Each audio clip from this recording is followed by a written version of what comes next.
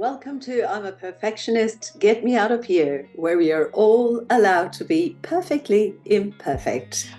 I'm Eileen Webb. I'm a psychologist, CBT and EMDR therapist, anxiety mastery coach, author of 4 books, and podcaster as well. Hello, Alex, and welcome to I'm a Perfectionist, Get Me Out of Here. It's so exciting to have you as our guest today.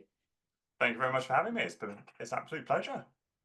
Would you mind telling us a bit about yourself, your story, how you ended up as an actor, and how that also took you to training others as well?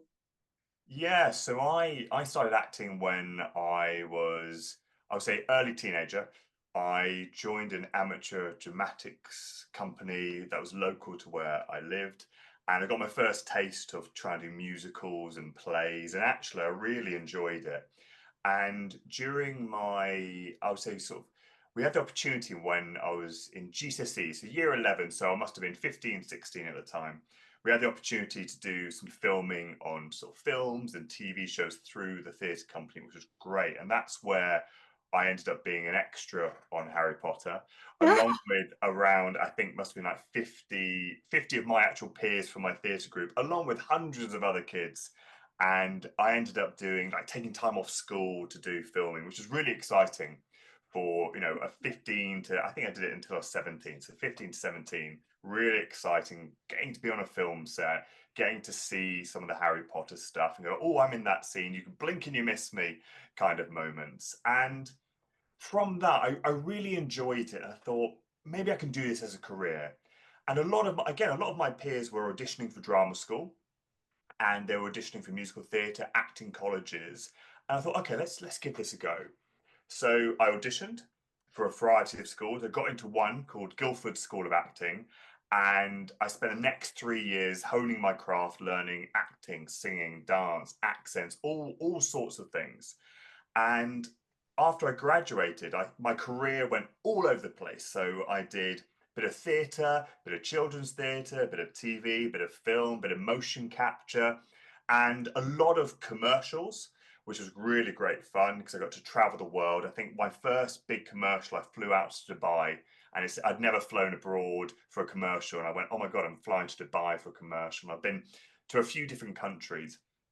And then also alongside that, I did a lot of improvisation. So I love to improvise. I find it so freeing. So much joy comes from where you can just be playful and there's no script. Ironically, as an actor, I thoroughly enjoy when there is no script. So I really enjoyed that. And while I was doing that, I was teaching acting and improvisation alongside that, and also teaching presentation skills because naturally, as an actor, those skills naturally came out: how to use your voice, how to use your body. And people always said, "Oh, how do I do this?" And I was like, "Okay, well, I'll learn how to teach those skills specifically."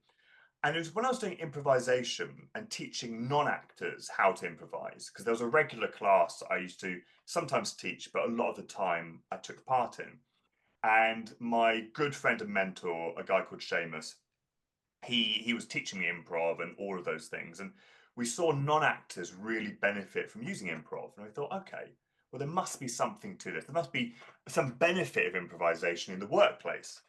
And so from that inspired me to start my business, Improv for Business, and using those improv skills to develop those core skills like presentation, team building, creativity, and actually focusing more on that presentation route because that was a skill that everyone needed. And then fast forward a few years, I wanted to understand what's going on in the human brain. I knew that improvisation, well, anecdotally, I knew that improv was good. I was like, this is great. I'm feeling better. People are feeling more engaged. There must be something to this. So I did a master's in psychology, and my dissertation looked at the positive and negative effects of improv. So this was during the pandemic. So I had a lot of interview. I did some qualitative studies looking at the effects of improvisation. And I got some information. I was like, okay, this is interesting, but I want to do more. And then that promoted and urged me on to do a PhD. And so last year I completed my PhD looking at public speaking Oh, anxiety, yes, and presentation skills. And one of my studies was looking at how improv can positively affect people when it comes to public speaking. And we found in my study that people could last for longer in impromptu speeches. They weren't as anxious. They felt more confident after this training, which is a really great thing, especially at the university level, because in the UK, we don't have many presentations during our school, university, and even early careers.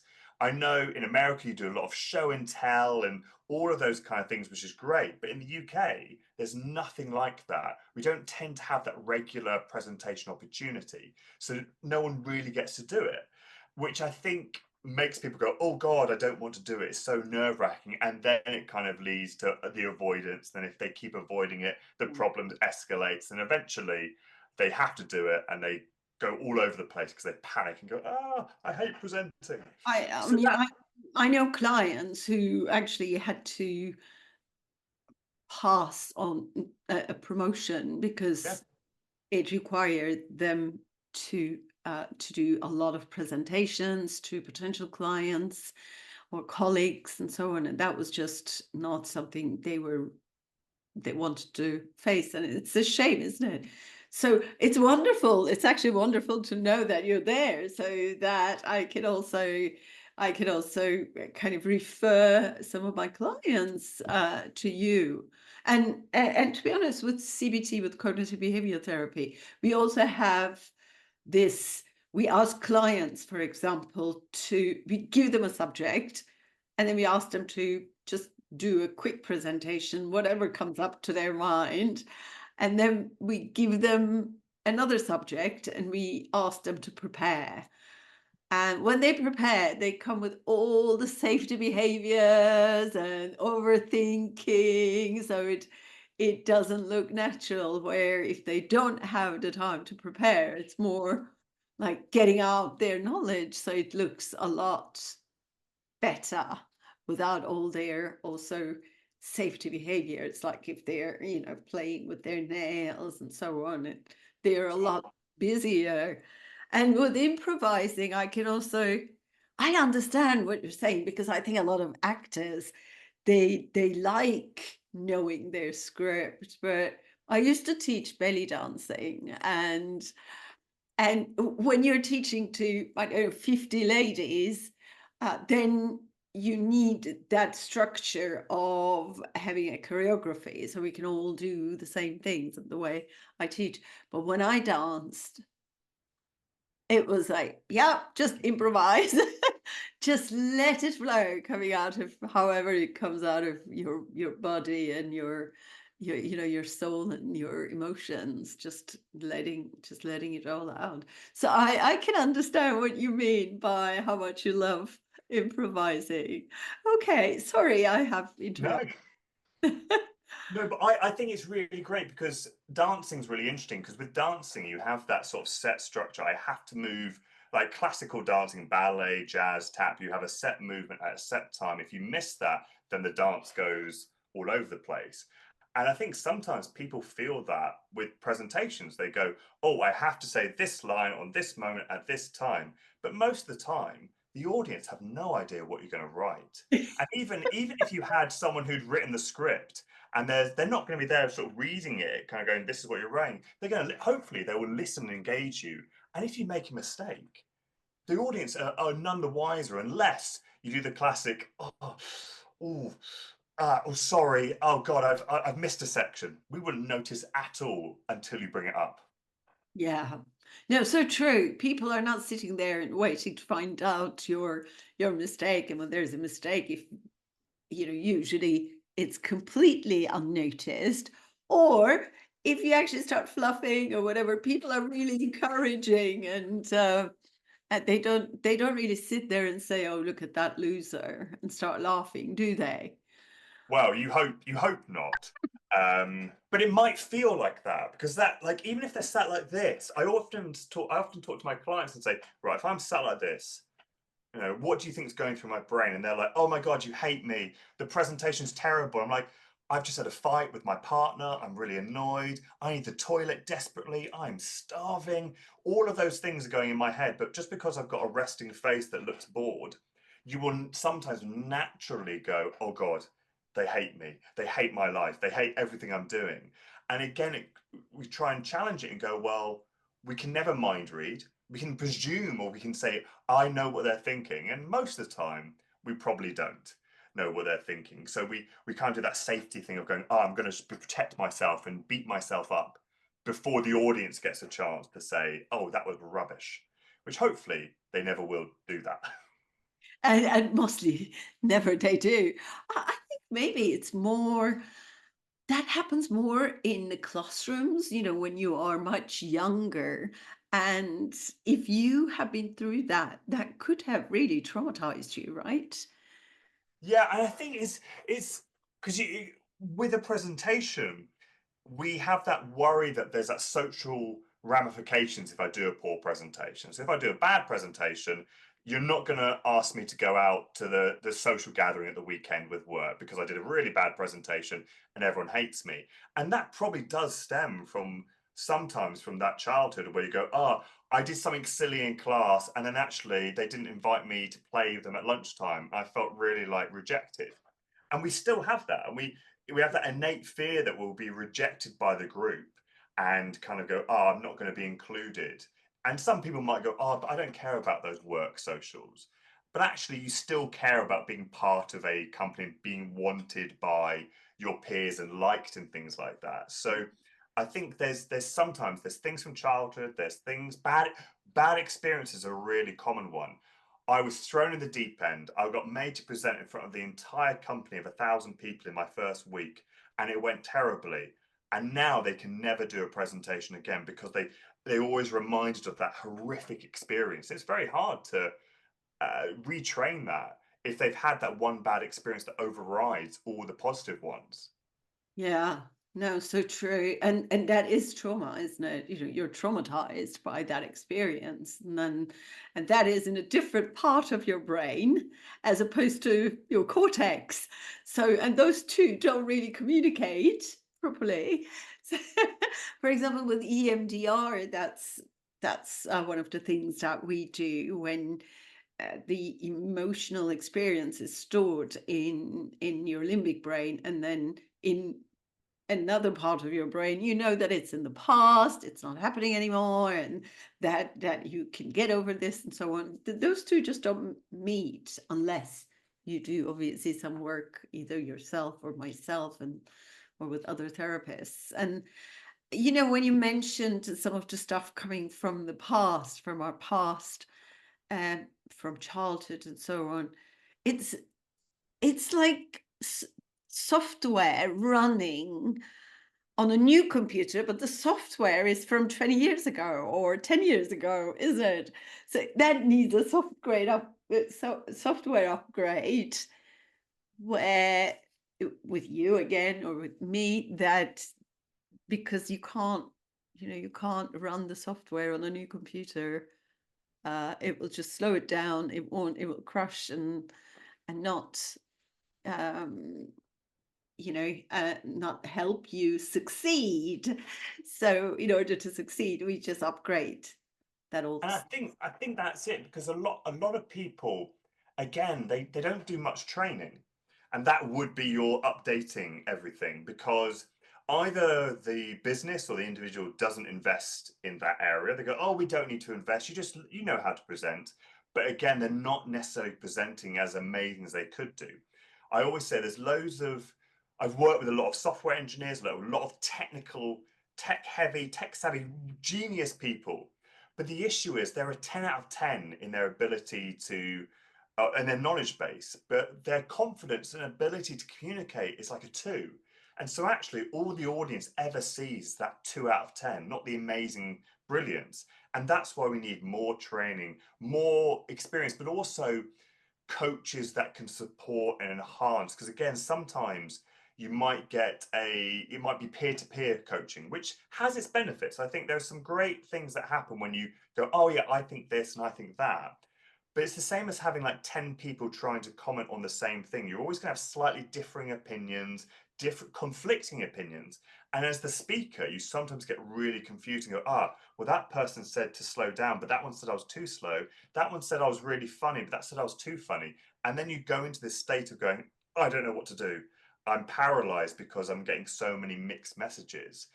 So I think we definitely need a software update, and we need to have that regular training to, again, I've got, I've got a phone, it needs a regular update because new things happen, bugs need fixing. It's the same thing with the presentation skills or any communication skills. You have to keep updating it, and you have to practice it. Like if I didn't look at my phone for 5 years, it's going to be so out of date, it's going to be slow, things are going to jar, things might not load properly. Same with presenting. And that's, I think, the issue. People avoid the problem. There's a great book called I've got it up here. Look at this. This is like prep already. There's no such thing as a dragon. I don't know if you've read this book. It's a children's book, and it's really simple. And it's all it is about a kid called Billy who wakes up one morning and there's a dragon on his bed, and he goes, "Oh my God, Mum, there's a dragon." And his mum goes, "There's no such thing as a dragon," and she keeps denying that there is a dragon. And every time she denies it, it gets bigger and bigger and bigger, and it eats all the food. It gets to the size of a house. And it's only when she goes, yes, there is a dragon, that it starts to get smaller and smaller and smaller. And I with presentation skills, I kind of go, well, if we keep ignoring the problem, this dragon gets bigger and bigger and bigger.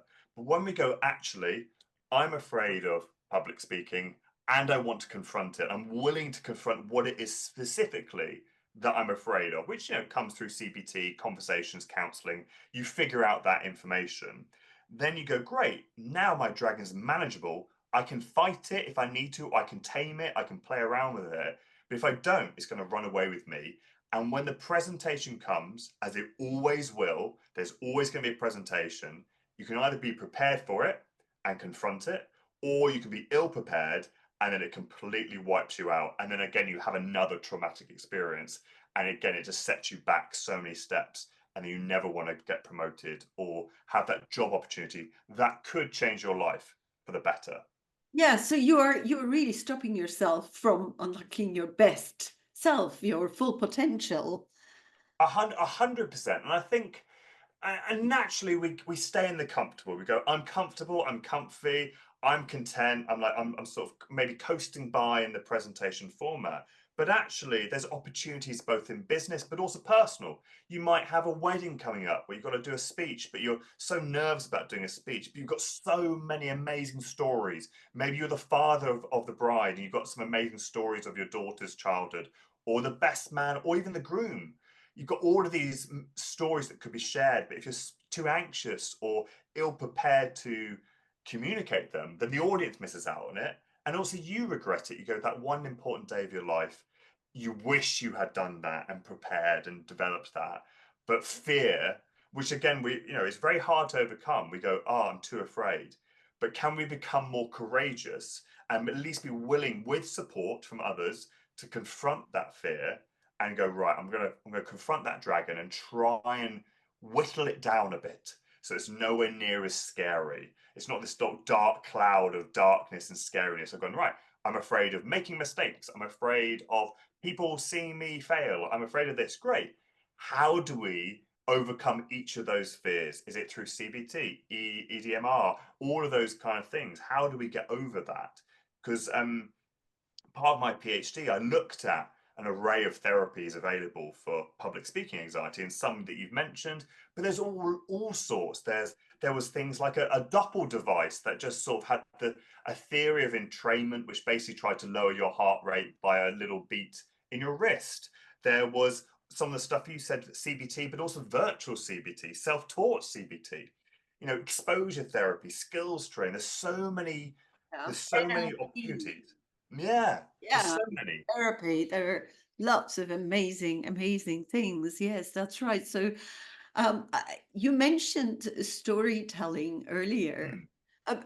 Firstly, I think your research, PhD research, sounds amazing. Before we move on, is there anything that the most important outcome of that research that you would like to share with us? I think the most important thing I found was across the board when we're dealing with public speaking anxiety, a lot of the interventions fail to identify specifically what the individual is afraid of. Yeah. And often that would come through a long time, like interviews might take hours. You might take 20 hours of therapy to go, I'm really afraid of making mistakes. And through one of my chapters, we created a brand new questionnaire to identify specific public speaking threats to the person. So, what are you appraising in the situation to be a potential threat to you? Like, is it, I'm worried that I'm going to feel sick? I'm worried that I'm going to make mistakes. I'm worried that my boss is going to judge me negatively. If you can identify those specific things, then you can tailor the interventions. So, for example, if I'm afraid that I'm going to speak too fast, okay, well, I'm going to need a bit of cognitive therapy to reappraise my judgment of myself and go, actually, no, you're not speaking too fast. You're speaking at a nice volume. Is it a lack of self-efficacy because you haven't had any training? Great, go get training. And what it does is if you can identify specifically what it is that someone's afraid of, you can tailor those interventions. And it is really hard because you have, say, 50 people in a class, a school, say at university, you've got 50 people who say, I'm afraid of public speaking. Well, how do you treat that? Well, I can give them a generic one size fits all approach, but 10 of them might love it, but 40 of them aren't going to find any use. But then also, do you have the means to do 50 one-on-one CBT sessions? If you've got a school of 1,000 people and 10% of them happen to be terrified to the brink of, collapse, how do you do that? How do you sort of manage that? So if you can identify the specific thing, then it helps to allow for group training, group sessions. Like you could do a CBT session with everyone who's afraid of presenting in front of their peers. Great, you can now work together. But if you have a CBT session where one person's afraid of that, one person's afraid of that, one person's afraid of that, like you said, it becomes too diluted. And actually you go, no one's benefiting. Everyone's getting like 2%. Whereas what you want is everyone to get like 80%, 100% of value. So identify what it is specifically, because once you name it, you can really tailor your for example, I'm afraid of presenting in front of my peers. Okay, well, let's do some exposure. Can you present to one of your peers? Yeah, okay, that seems manageable. Okay, let's master that. Now let's do 2 peers. Now let's do 5. Let's do 10. So we can do that. But if I'm afraid of presenting in front of my boss, okay, how is it with your boss? Well, let's find someone else who's potentially judgmental in your life. Let's find them and see how do you cope with just being a bit of negative judgment. Okay, that was okay. Now can you deal with the boss? Okay, that's a bit easier. How about your boss's boss now? Oh, no, that's too much. So you get your own little ladder or staircase, I like to call it, of, well, I master that, right, next one, next one, next one. But without being specific, we failed to do that effectively. So a lot of behavioral learning through behavioral exposure. And when you talked about fear, I was thinking about fear being false evidence appearing real, which spells fear. Quite often it is, isn't it, false evidence in your head, and exactly just pinning down that exact fear to, okay, afraid of making mistakes. Okay, what about it? What is it about making mistakes you're afraid of? Then what? You make a mistake. Oh, then everybody will laugh at me. Okay, then what? What does it mean about you? Oh, I'm a failure, or people are judgmental, or I'm useless.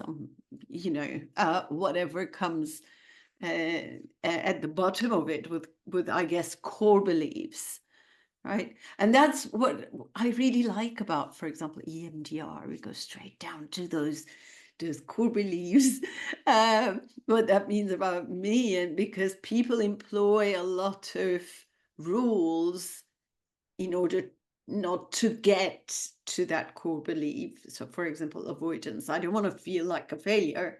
Obviously, this is not conscious level, is it? It's the 90% subconscious level, which drives our behavior.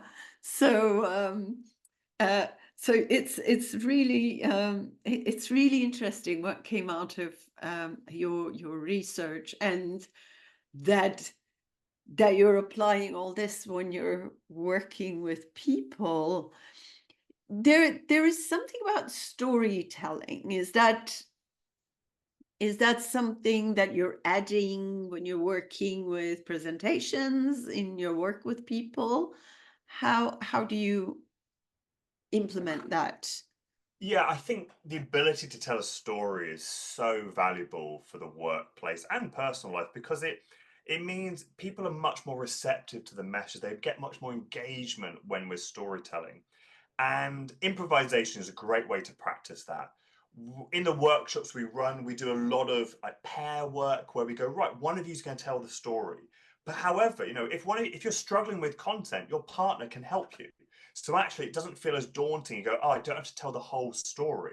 And so we can master that. And then we can play around with that storytelling and go, well, how do we make it interesting? Well, we can go narratively forward with the story, and then this happened, Jack walked down the road. Great, that's fine. But we can also add some descriptive element. The road was dark and full of mist. Whatever happened, and actually, the audience start to build up this picture. And I find, like, especially, I've taught a lot of, again, technical people, and I taught one woman who was talking about like the energy sector, and they were going, oh, this is it, this is very technical information. I said, well, why don't we make it into much more of a story?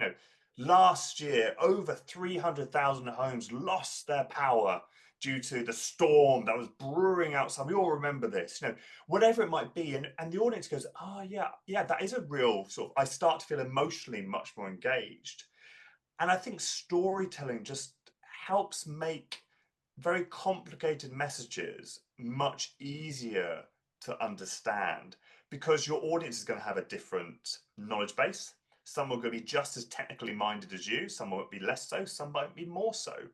But a story generally can be universal, and we can make it and tailor it technicality. Like this story, we can go, right, it's a very simple story, but actually what we can do is we can go, well, where's the deeper meaning? I think that's amazing because there are so many stories that we go, this is what a story is about. But actually, the deeper meaning are the real meaning of Pinocchio, Beauty and the Beast.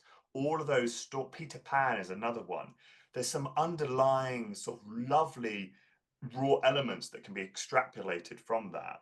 So when we're teaching presentation skills, we want to get people back to telling stories. So especially for those who are parents, they're used to telling stories to their kids, either real or they make them up at bedtime. They go, oh, once upon a time there was a little boy called Jack, and Jack was a naughty boy. If they're doing that, or they'll read a story like this. And storytelling allows us to back to be kids and being playful. I will always encourage, if for those who are parents who I'm coaching, I go, tell your kid a story, but do all the voices. Do the fun voices. Just play with your voice, because actually, when you're comfortable enough to play with those, then naturally when you're presenting, your voice is going to be all over the place. You're going to be well articulated. You're going to be projecting. You're going to have loads of pitch range. It's going to be much more engaging. And the audience loves a story. So we try and go, what's the story of every presentation? We're trying to communicate this. We're trying to get this across because the audience will love that. Yeah, really, really amazing. I must buy that book for my grandchild, by the way.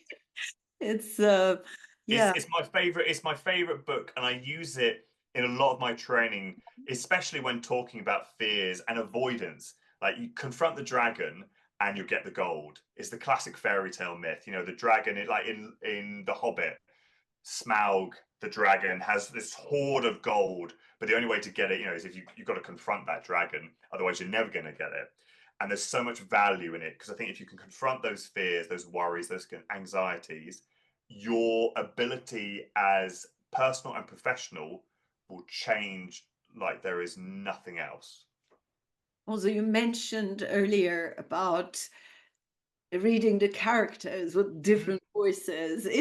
It's so much more playful, and it enhances your imagination as well, doesn't it?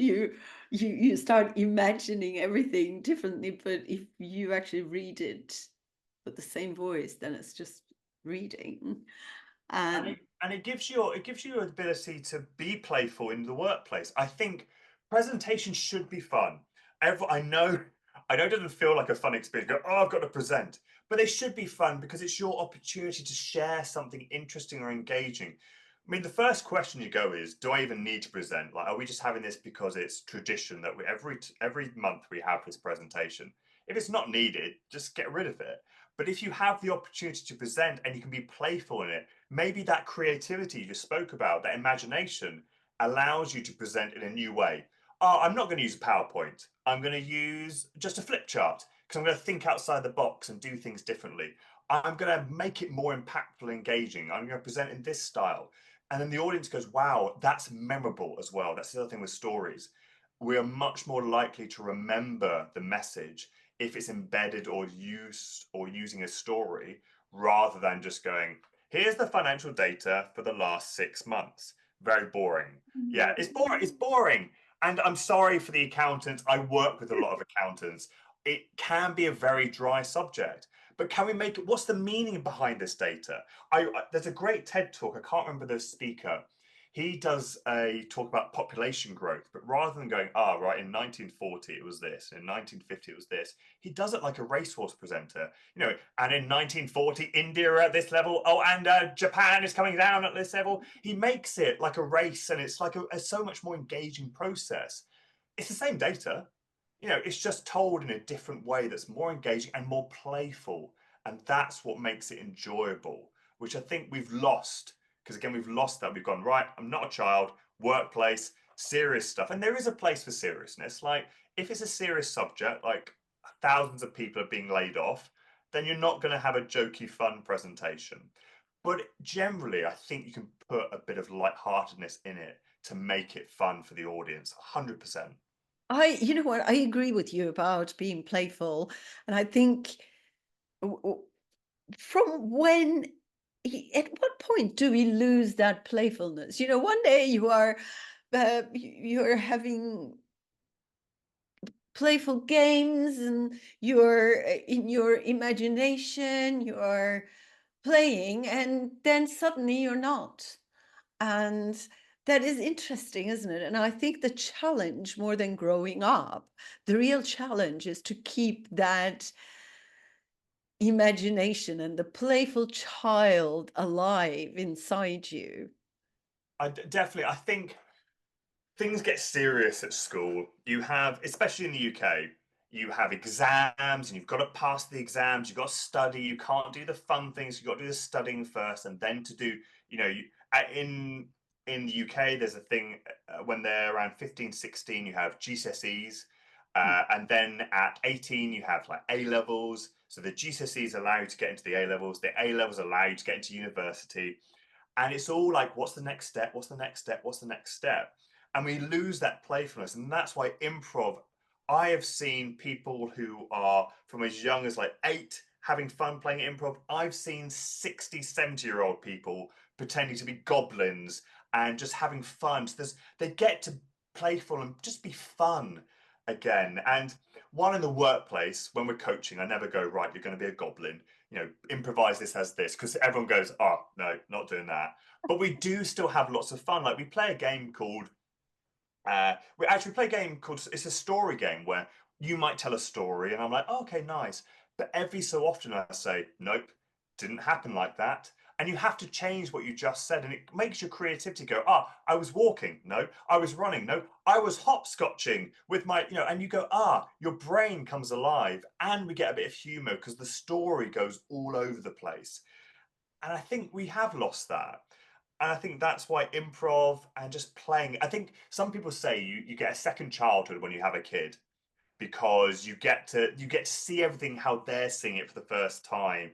And if you ever want to, just if whatever they're fascinated by, like, a good example is my fiance's one of her close friends. They've just had a child, and he's 15 months old now, and he was a bit scared because I've got a beard. He's a bit scared by me, and actually I sort of offered him one of his like play toy fruits, and he sort of threw it onto the ground, and I sort of went, oh, okay, and I went and picked it up. He found it hilarious. He had a proper giggle laugh, which everyone loves, and so I kept doing it.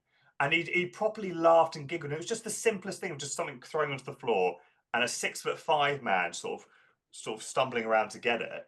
I mean, I have ruined dinner time for that couple. I'm so sorry, because he'll just pick stuff up and throw it on the floor now. But he just becomes like a child. The giggle is such like, oh my God, it's such a joy to listen to. And yeah, would highly recommend, maybe not throwing food on the floor, but can you be playful? Can you have fun when you're that? And I think having a kid allows you to have that second childhood. Yeah, it kind of, I guess, you remember how it was like. I agree with you. You get to play with the things that you used to play with when you were a child, and you do imagine a lot of imagination.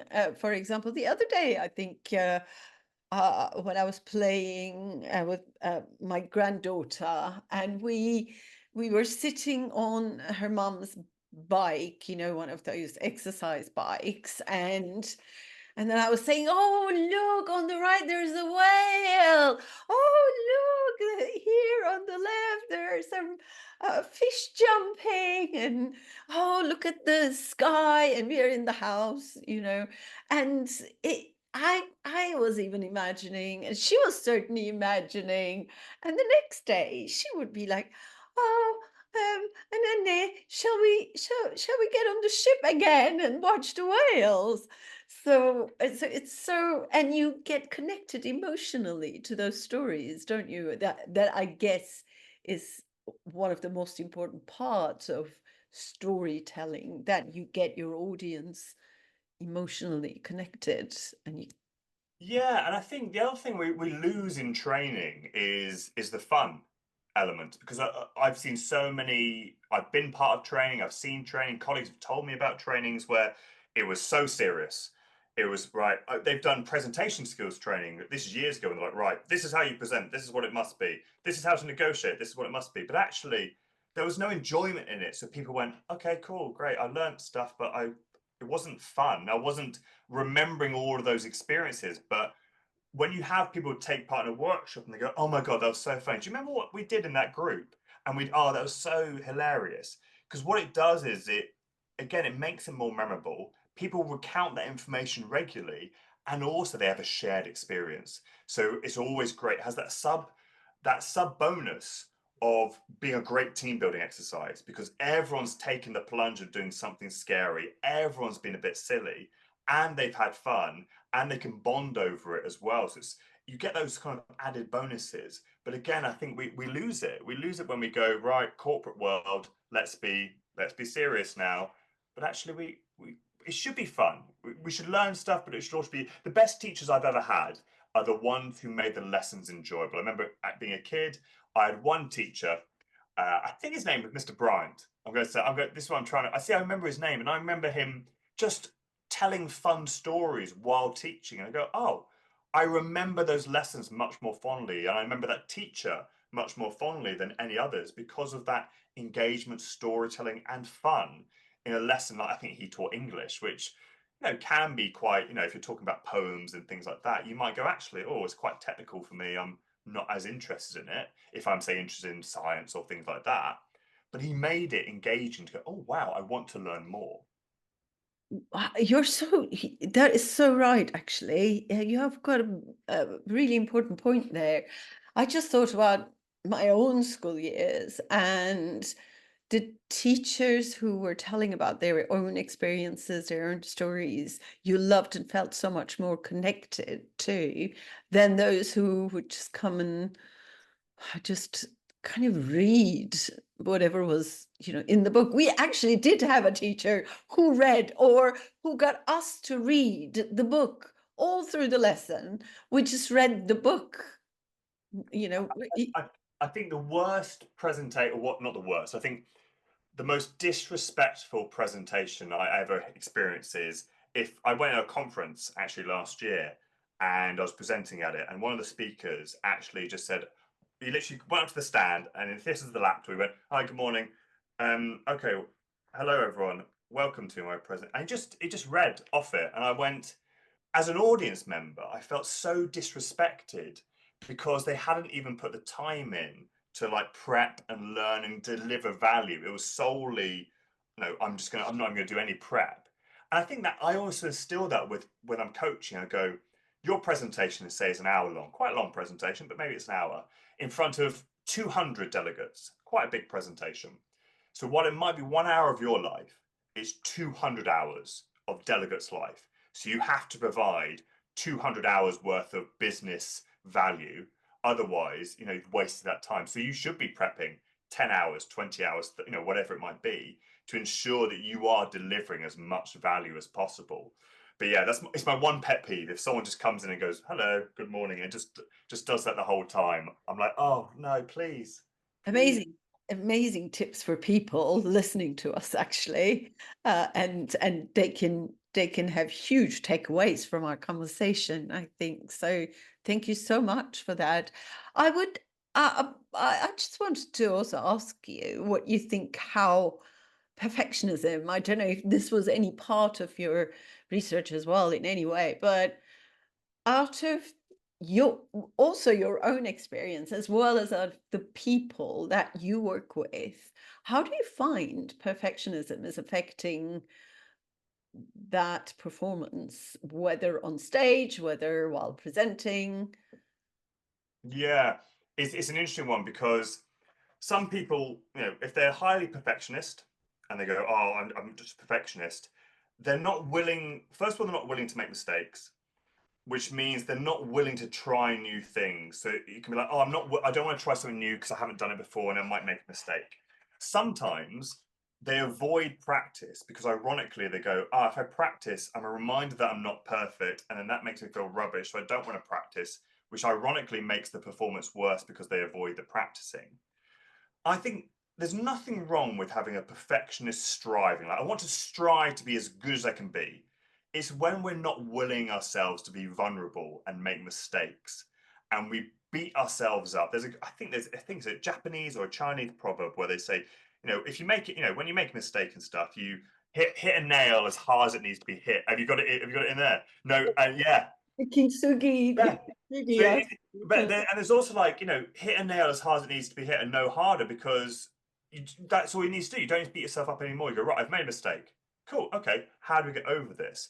And I think with perfectionism and presentations, I think that's where it comes to that exposure. Can we get used to being comfortable making mistakes and go, things don't have to be perfect, which is a very hard thing to do.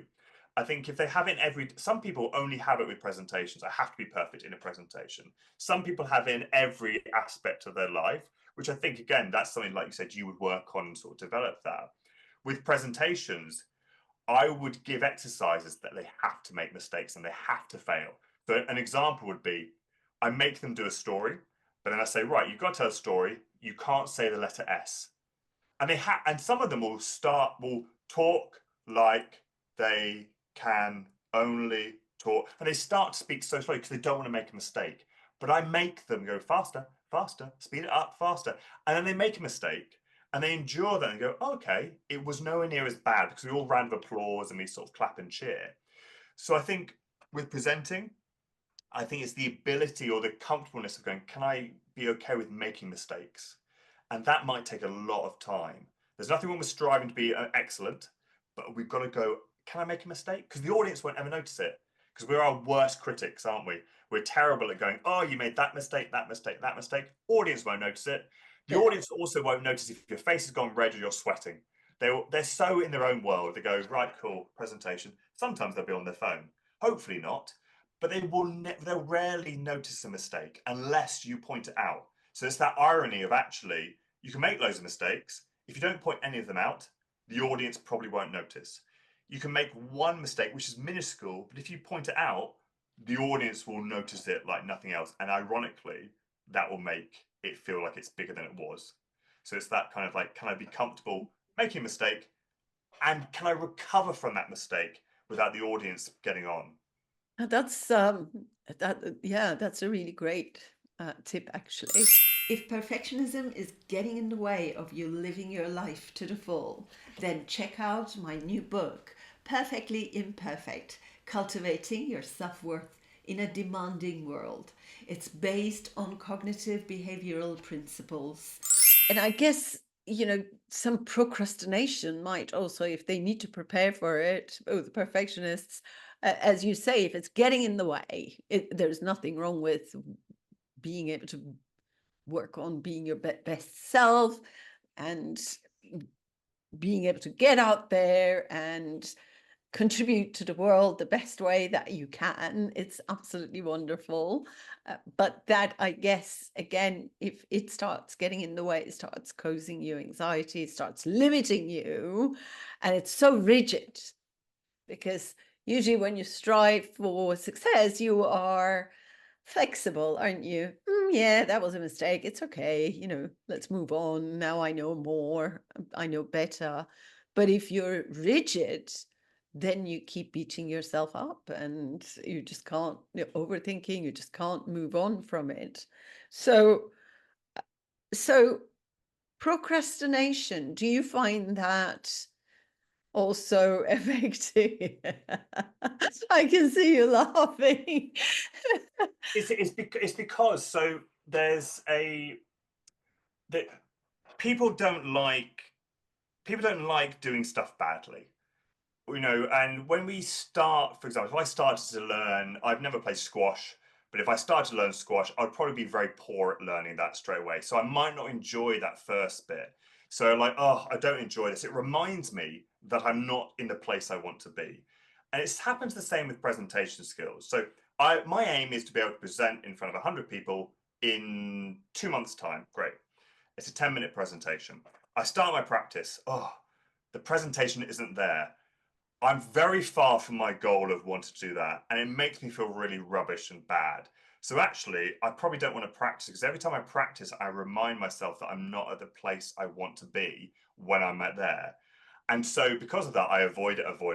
And then I get to the presentation. I haven't practiced because everyone says, oh, just wing it, you'll be fine. And then I do the presentation, I haven't practiced, and it goes all over the place. So it goes back to going, I think people have got to understand and learn, go, okay, well, treat yourself as you treat a child how to walk, how to ride a bike. The first bit is not going to be fun. You're not going to enjoy it. It's going to be difficult, but you're going to keep going and maybe break it down into smaller chunks. Because a lot of them go, 10-minute presentation. How do I do that? Well, let's break it down. Because you go, right, I've got to think of the visuals, the story, the communication skills, all of these things. It becomes too overwhelming. So let's break it down. What about an opener? How do we open our presentation? Let's focus on that. Great, I've done that, tick. And every time you do break it down into smaller goals, you get a little, dopamine kick of going, great, I've achieved that goal. Great, lovely, tick. And you break it down into manageable chunks and it becomes much more manageable. But yes, procrastination is a big one. And a lot of people always say, I don't have the time to practice. And I always challenge that and go, no, you haven't prioritized practice for whatever reason. And usually it's because I don't like it. I don't know how to practice either. So many clients have said, how do I practice? What is effective practice? And I go, well, tell me what you do. Well, I sort of sit on my laptop. I then go on my phone for 10 minutes to go, right, so you haven't actually done any work yet. You've sort of been avoiding it and gone on TikTok or Instagram because you're avoiding sitting down in that uncomfortable space where you go, I don't know how to do this and I'm not very confident. And sometimes they'll go, oh, that reminds them of the potential weaknesses in their character as a business person. They go, I'm supposed to be the manager, but I'm not confident of that. I don't want to tell anyone. And then that's why myself or you come in and we're someone who's not in the business. You can tell us what you hate about presentations or you hate about, whatever it might be. And I have no skin in the game. You can tell me anything. And I don't care if you're terrible in front of Sandra in HR, because actually we will help you become much better, a much more effective speaker. And then that worry kind of dissipates. So again, it goes back to confront that dragon, because this is the procrastination dragon now as well as the fear one. It keeps getting bigger and bigger and bigger. And they're like, how do I do this? I think there's one bit in this book where she's trying to clean and she can't clean because the dragon's all in the way. So she can't do anything because of that. So there's, again, for the procrastinators in there, there's a great TED talk by I can't remember who spoke on it, who does one about procrastination and what happens in your brain. So again, really great TED talk, worth a watch if you can, about procrastination. Yeah, and as you said, just avoiding that that uncomfortable feeling. Brain doesn't like feeling uncomfortable. And I remember when I was doing my master's thesis, I have done everything else in the house. I would sit down, write. So we are going to write. We are going to start writing now. And then you kind of write the headline, and then, oh, I think I'm going to go and put the washing on. Everything else that doesn't need doing gets done, right?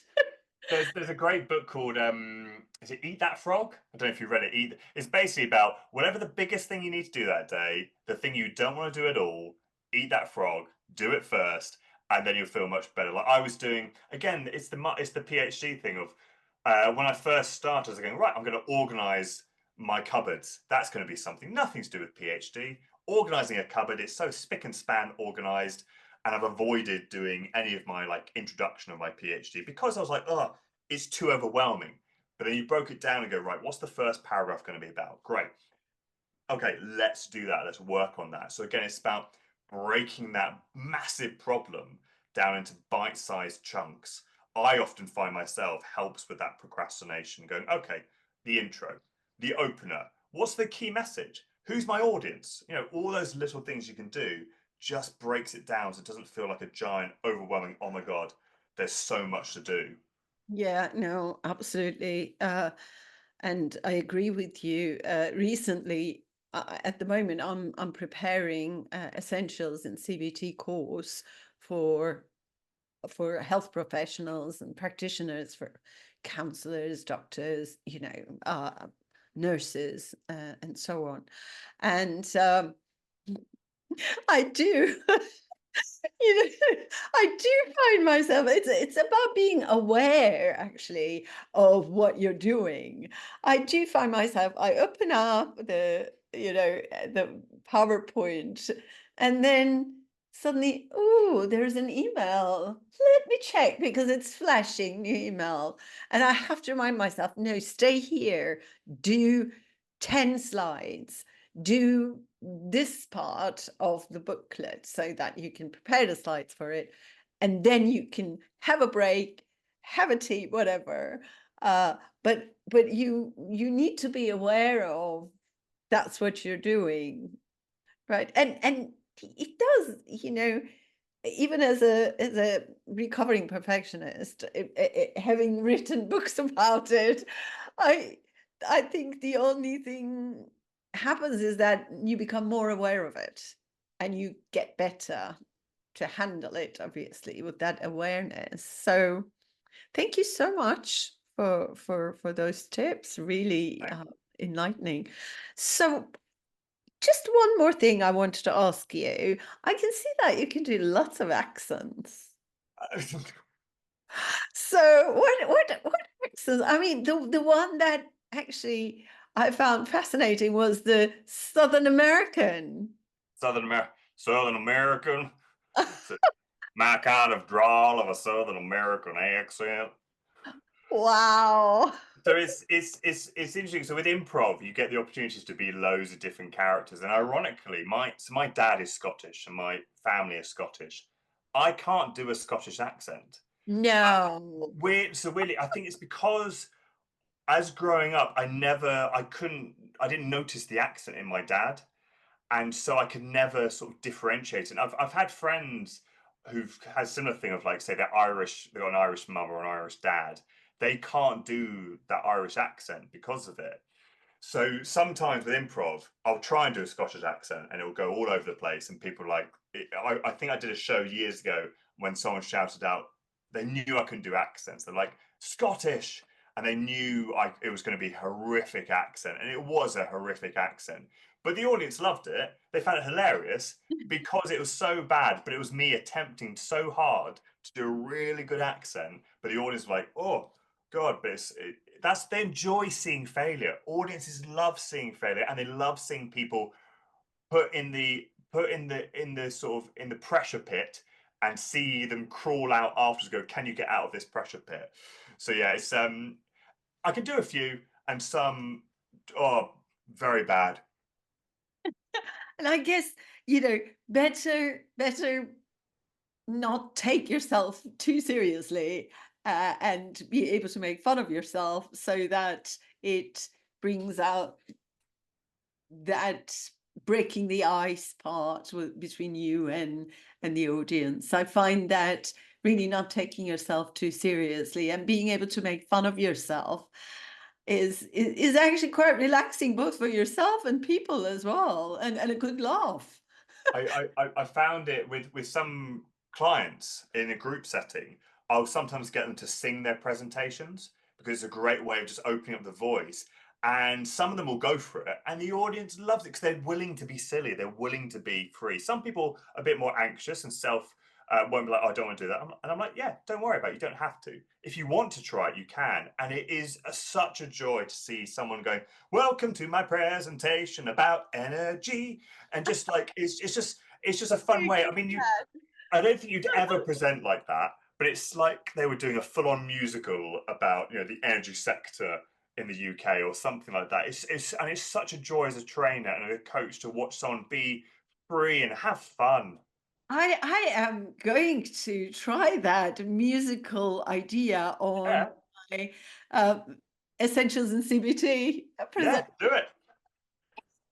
While I'm working on it, I will sing it and see and see what happens. Just make it playful. And yeah, great tip. Thank you. Anything that you feel I haven't covered that you feel is important to tell the audience?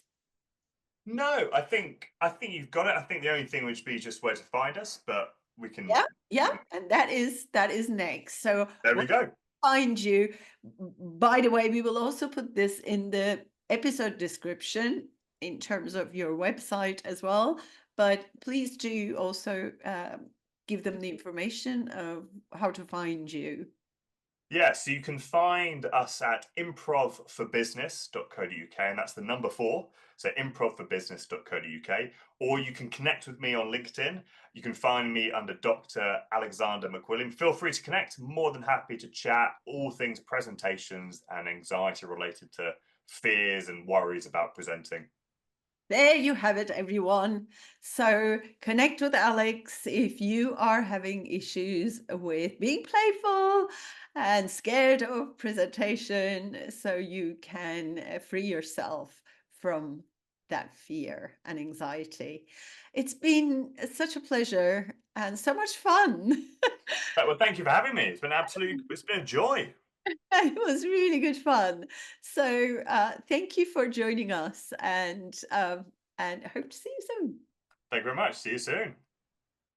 Thank you for joining us in I'm a Perfectionist, Get Me Out of Here podcast.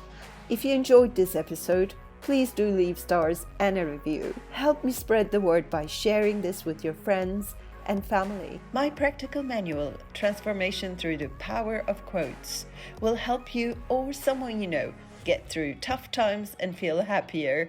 It is now available on Amazon paperback and Kindle. You can also check out our website, mindandmood.co.uk.